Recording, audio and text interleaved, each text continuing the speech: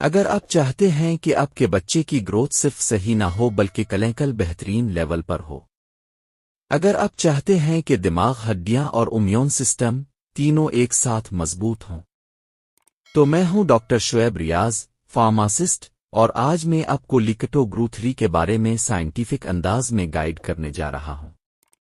لیکٹو گرو 3 ایک growing up formula ہے جو خاص طور پر 1 سے 3 سال کے بچوں کے لیے تیار کیا گیا ہے۔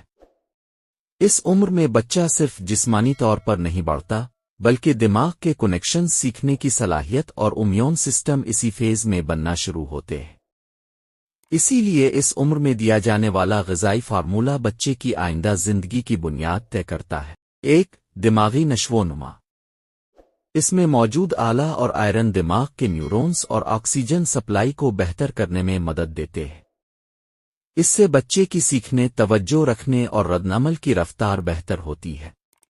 2. ہڈیوں اور مسلز کی مضبوطی۔ کیلشیم، وٹامن ڈی اور میگنیشیم مل کر ہڈیوں کی ڈینسٹی بڑھانے میں کردار ادا کرتے ہیں۔ ایکٹیو بچوں کے لیے مسل سپورٹ اور جسمانی توازن بہتر ہوتا ہے۔ 3. امیون سسٹم کی مضبوطی۔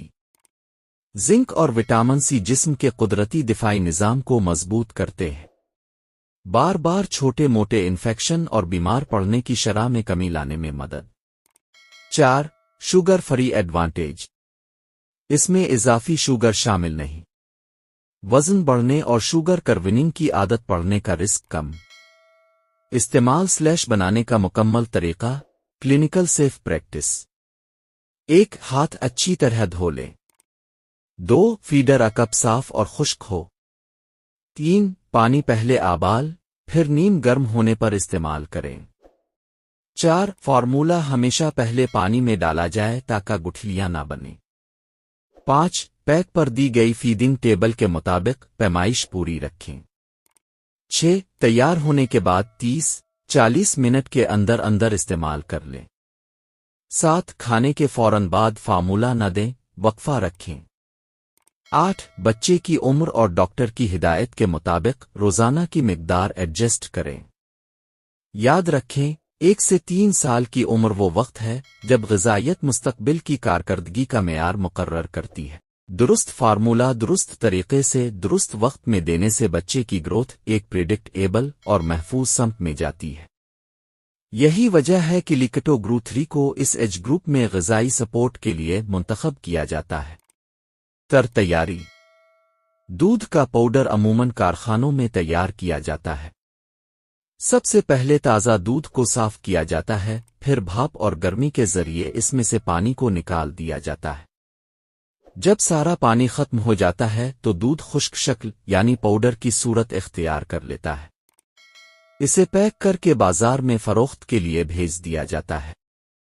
گھر میں بھی دودھ کو دھیمی آنچ پر خشک کر کے پاؤڈر حاصل کیا جا سکتا ہے، تاہم کارخانہ جاتی معیار ساخت اور غذائیت کو گھریلو سطح پر برقرار رکھنا مشکل ہوتا ہے۔ مضر اثرات۔